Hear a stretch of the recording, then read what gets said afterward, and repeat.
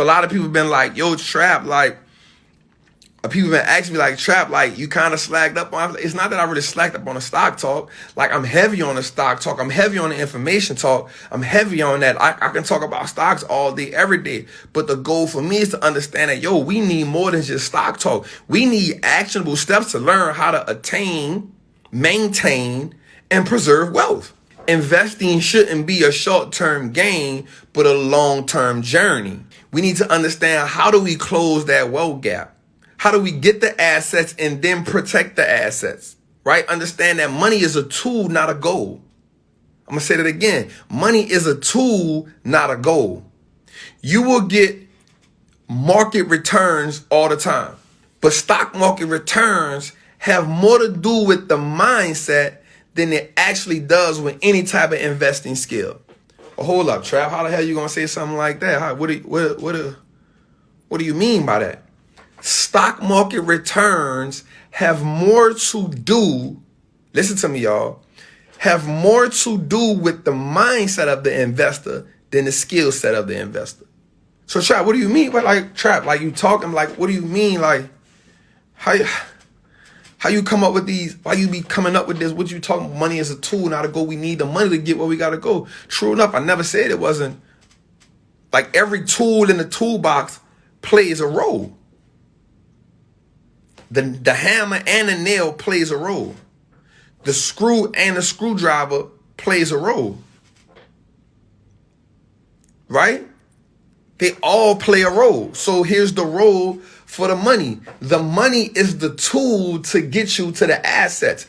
The money is the tool to buy back your freedom. The money is the tool to get the assets. The money has no value. The asset has the value. You use the money to get to the asset. I'm telling you why not. I'm telling you why money is the tool and not the goal. You use the money to acquire your freedom. You use the money to buy the assets. The asset is where the value is, not the money.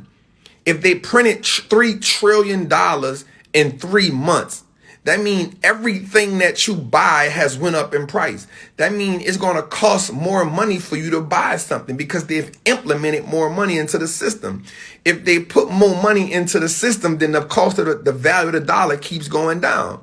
So the money, if they can print $3 trillion out of thin air, then that money has no value. The real value is in the assets that you can buy with the money. The man don't care about printing money. He just showed you that. He going to print money to keep the economy from falling.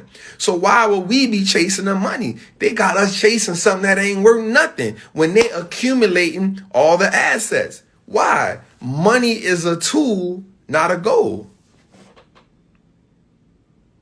Of course you need money to pay bills. Of course you need this to do that. Of course you need this to do that. But what if you started using the money to get the assets and the assets pay for that? Then you will no longer have to chase the money. You can chase the freedom because the freedom becomes more important. I ask you this question. Of your 24 hours, how much of it do you own? I'm so thankful every day that I can say that I own my 24 hours. The goal for me is because once I saw how powerful it was for me to own my 24 hours, I'm like, yo, I got to start teaching my people how to own their 24 hours. Money is a tool, not a goal. And so now we start digging into the different asset classes. Trap, are you against crypto? No, it's another asset class to help me buy back my freedom. Trap, are you against real estate? Nope, it's another asset class to help me buy back my freedom. Trap, are you against trading? No, I'm not. It's another asset. It's another tool in the tool belt to help me buy back my freedom. Stocks is my go-to. It's what I love. But every asset is worth more than the money because the money is a tool, not a goal. Freedom is the goal. The highest form of wealth is being able to do whatever you want to do with your life. The highest form of wealth is saying, I own my 24 hours. If you ask any successful person, what was their greatest investment, they won't say stocks. They won't say real estate. They won't say crypto. They'll say the greatest investment I ever made was the investment in myself. Because the investment in myself where every other investment you make after that is just a dividend from the investment in yourself. I'm gonna say it again. Every asset you buy or every asset you attain after the investment in yourself is really only a dividend from that investment. You feel me? So also let's talk about something, man.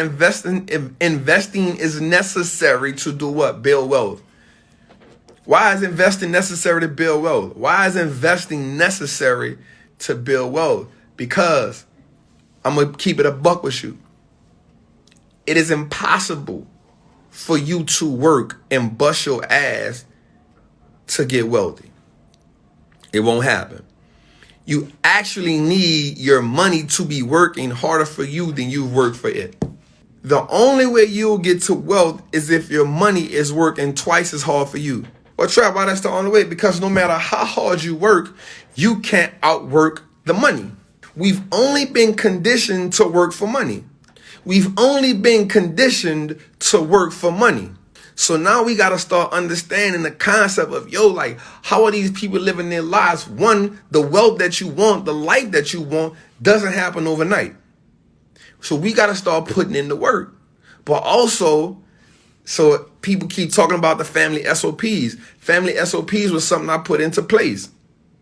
It's something I'm writing. I'm coming up. It's going to be a blueprint for how we attain wealth, yo. It's going to be a blueprint for how we attain wealth. Because what I've learned and what I've realized is this, right? You see rich people go broke all the time, but you never heard of wealthy people losing the wealth. We've never heard it. We don't hear that. Like, we just know wealthy people be having wealth for generation after generation after. You be like, damn, like, they people just got money. Like, you just don't understand, like, yo, them people just got money. They just got bread. Damn, that shit in the family. So how do we now start putting things in place, systems in place to assure that each family member, each generation, I often say that each generation is responsible for the next generation. Right? What happens is everybody is worried about themselves. Like, how do I get straight? How do I get good? How do I make sure we good? If each generation now is responsible for the next generation, what Trap? How is it that this generation is going to be responsible for the next generation? Easy. Family SOPs got to be put in place. Family SOPs got to be put in place. Well, wait a minute, Trap. Like, what the hell is a SOP? Standard operating procedures, leveraging life insurance, infinite banking, showing us how to put plays together for ourselves. I made a post today that said PTC, private trust company. Trap. What the hell is a private trust company? Well, what happens is when you get a trust, you got to have trustees. Well, because human nature says somebody may get a little greedy when they see you got $1 million, $2 million, the family now creates their own trust. And now what happens is, right, hear me out, the family creates their own trust. The trust now, the family becomes the clients of the trust, and the trust becomes the trustee. And so now everything now is aligned under the trust. So if somebody gets sued, somebody gets something, okay, you can sue me. I only make $10 an hour. You can't sue me because when you sue me, I don't own nothing. The trust has everything. Own nothing, control everything. PTC, private family trust. I get it. Like, I get it. I was like, yo, I understand it. Like, and I'm going to be real with y'all. Like, I love the stock market. It helped me attain my freedom. It helped me to start teaching this game to my people. But then I started telling myself, like, yo, it's bigger than that. That's where the Wallstreet looks like us now come from. It's bigger than that. Like, we all have a duty. Everybody in the financial literacy space has a duty. These wealthy families, they make a lot of money. Right? They make a lot of money, but they secure it. They make sure each family understands their role in the legacy. One of the things, I'm going to say this, y'all. One of the things that's been amazing for me is that A lot of people from a lot of ethnic groups outside of black people are not intrigued that you got this black man just talking like this and talking about stocks. I'm going to be real with y'all. Like I put something up the other day. I said, yo, I'm like the spook that sat by the door. You know what I'm saying? And people was like, you know, a lot of people was like, man, what y'all talking about? I'm in that, you hear me? For sure, right? So what I did was I started leveraging it. Like I started talking to him. I started like, yeah, so tell me about this and tell me about this and I'm doing this. And so they want to talk to me about stocks. I'm like, all right, cool. Because they intrigued that I'm talking that type of language. And so one of the things I did was I was like, all right, let me just start leveraging what I know to understand what they know so I can get that game and bring that back to my people. You hear me? You know what I'm saying? So I just been getting game and I'm like, all right, cool. The best way for me to learn the game is to go get the game from them. Right? Let me go get their accountants and learn from their accountants. Let me go get their bookkeeper and learn from their bookkeeper. Let me go get their lawyer so I can learn from their lawyer. Let me have a conversation with them and I go talk. You want me to talk about stocks? That's cool. I'll talk about why, because they intrigued. Yo, how you went to prison? How you got these tattoos? Why you don't never wear no suit? Why you always got a hoodie on? Why you always got a t-shirt on? Man, this is who I am because Wall Street looks like us now. Now I'm about to start walking around with these hoodies on all the time. Right? And I'm going to get the game from them. And I've been just getting the game and coming back and I'm applying it to my family and I'm giving it to y'all in a form of family SOPs because this is what they doing with their people. That they tell each other, yeah, I did this and yeah, I did that and this a loop. Yeah, okay, you wonder why Amazon paid. Okay, family SOPs. Have an LLC, but no one have an LLC and an S Corp. No one have an S Corp and a C Corp. No one to convert that over. You know what I'm saying? Learn how to convert that over. Learn how to put such and such in it. Like, okay, cool. I'm going to learn that game from them and give it to us. Right? So the family SOPs is simply this. I want you to answer this question. Let's say you going hard, right? Let's say you attaining the wealth. You into the stocks. You into mobile homes. Shout out to mobile home elite investors. That's the family, man. You into stocks. You into mobile homes. You into real estate, right? You into crypto, right? Let's say you into all of that. And the one thing we know for sure that got to happen is we got to pass away. That's the one thing that we know for sure that got to happen. We got to pass away. And so what happens is, here's the question that I want us to ask ourselves. If you pass away today or tomorrow, what are the actionable steps that your family can take to finish where you left off? What are actionable steps that your family can take the minute you pass away so they don't miss a beat? What are the actionable steps that your family can take to say, okay, mom passed away, pop passed away, I can follow this SOP playbook and make sure that I finish doing what?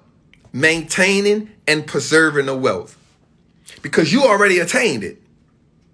You already put in the work. You already broke the mold.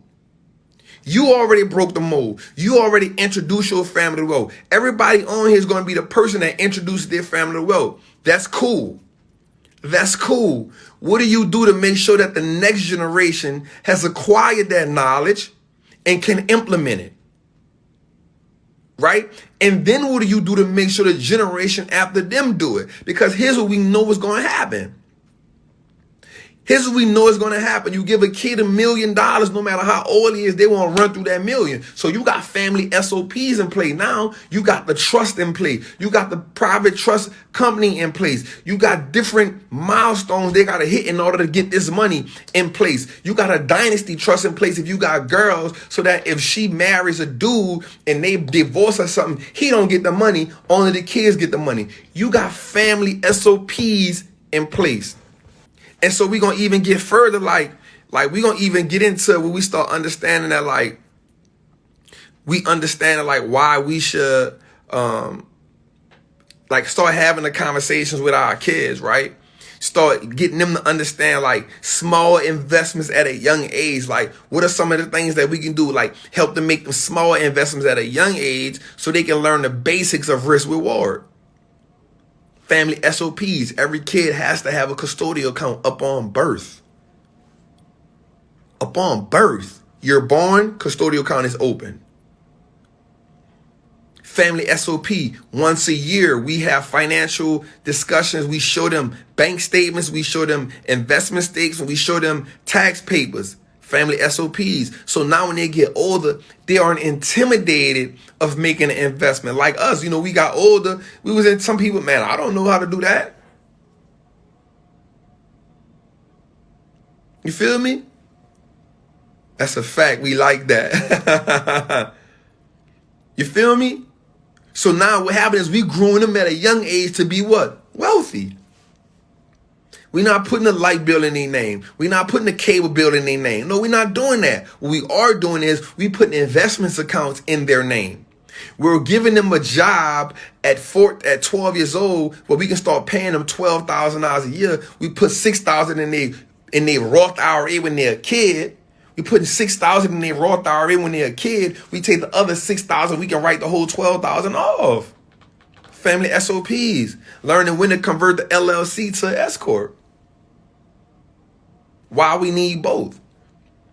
How to have a tax write-off for your kid and build their wealth. How to set them up to be a millionaire in multiple phases of their life. Family SOPs, y'all. So here's what I want you to understand, like what we got on. Either you got to change for what you say you want, or you got to change what you say you want. You got to change for what you say you want, or you got to change what you say you want, yo. You want something different? You say you want wealth? You say you want this? It got to change something in you. If you ain't willing to make the change to get what you say you want, then you got to start changing what you say you want. Because what you say you want, you don't really want it. It just sound good. See, a lot of times people be talking because it sound good. Yo, I don't got to motivate you, yo. You can just look at your current situation and be motivated enough. Like, I look at what I've been through. I was just telling something. Listen, yesterday, something I did that was amazing, y'all. This was something I did that was amazing. I was in Nashville, Tennessee. Yo. And I was like, yo, I'm out here, man. My trappers, everybody who in my Trappers Anonymous community are like, yo, we got some people from Nashville out here in the surrounding areas, so let's meet up. I took them out to dinner, and we just was talking, politicking. They ain't had to pay for nothing. I'm like, yo, y'all in my community, man. Y'all investing in yourself, yo. Like, y'all ain't got to pay for nothing. I just want to politic with y'all. I want to see what y'all got going through. We ain't just talk about stocks. We talk about everything. And one of the things I told them, yo, like, I'm so grateful to be here. I don't got to motivate people. At 15 years old, yo, I was halfway in a trunk. I was almost kidnapped, y'all. I'm happy to be here, man. I'm blessed. I was halfway in the trunk, yo. 2 grown ass men had me halfway inside of a trunk, y'all. I'm happy to be here still. You feel me? I'm happy to be here. So if I'm going to impact people, I'm not trying to motivate you, fam. You get enough motivation from enough people. I want you to take actionable steps. I want to inspire you to take actionable steps. I'm telling you, at 13 years old, I was homeless. Sleeping in abandoned houses, sleeping in trap houses. All of that. I seen more people smoke crack out of a Pepsi can than I ever seen in my life. You feel me? I'm not here to motivate you, yo. You got enough stuff to motivate you. I want to inspire you to be great. I want you to know that you can attain this. But listen, you got to be willing to change. You got to be willing to change for what you say you want out of life. And if you ain't willing to change, then you got to change what you say you want, because you don't really want it. Because you don't really want it. That shit just sound good to you. It just sound good to you. I get it. You look in the mirror, it sound good to you. It's cool. It sound good. It sound good. I get it. It sound good. You want change? You got to start taking massive action. Everybody in here got a reason why they can't do something. Every successful person who motivates you and inspire you to be great, they have 50 million reasons why they could have stopped doing what they was doing, but they kept going forward. They kept taking massive action. And that's all I want people to be, is action takers. I want you to have the same mindset that I have when it comes to, yo, for me to get to the next level of my life, I know I got to take action. Yo, I got this tattooed on my neck. I got this tattooed around my collarbone, you know what that said? Wall Street Trapper, Wall Street Trapper. You know why I got that? Because every day I got to get up and I got to see this. And I know that if I'm not living doing this, then I let myself down. It ain't nobody else's fault. I put this on my wall in the back. I put it everywhere I go. You know why? That way, every day I wake up and see that and know that if I'm not dealing with this, then it's my fault that I ain't successful. I want you to put a reminder up in your life that's going to let you know that every day, if you not living and doing what you're supposed to be doing, walking your purpose, being great, is nobody's fault but yours. That's going to motivate you to take massive action.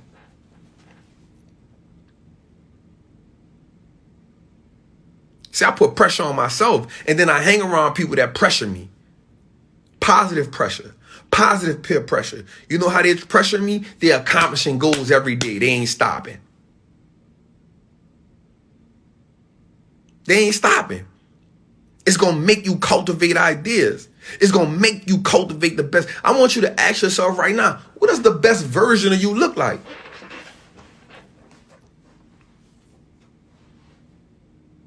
What does the best version of you look like?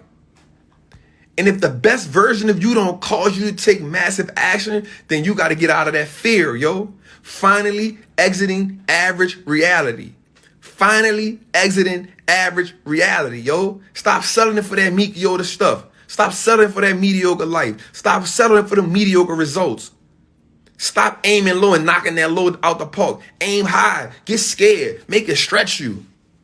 I'm telling you, I'm going to tell you my goal, yo. Wall Street looks like us, and I want it to be the biggest financial literacy conference in the world, yo. I want to talk in front of 5,000, 10,000 people. I want them to understand the power of not just investing in stocks, but the power of investing in themselves, the power of changing their last name into assets. That's what Wall Street looks like us now look like to me. That's what family SOPs look like to me, yo.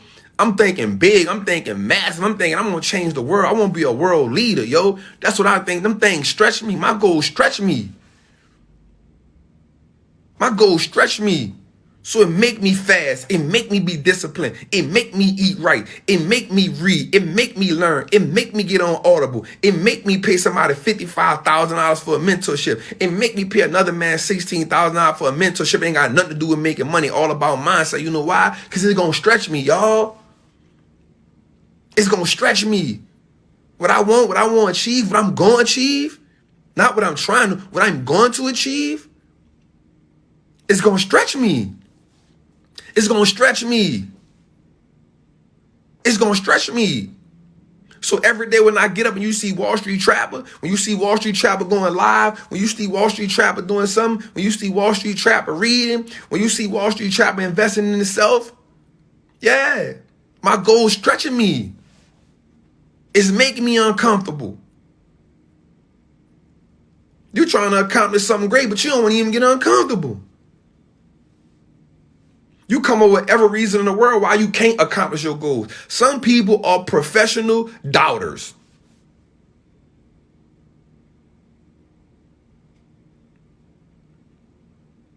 Some people are professional doubters.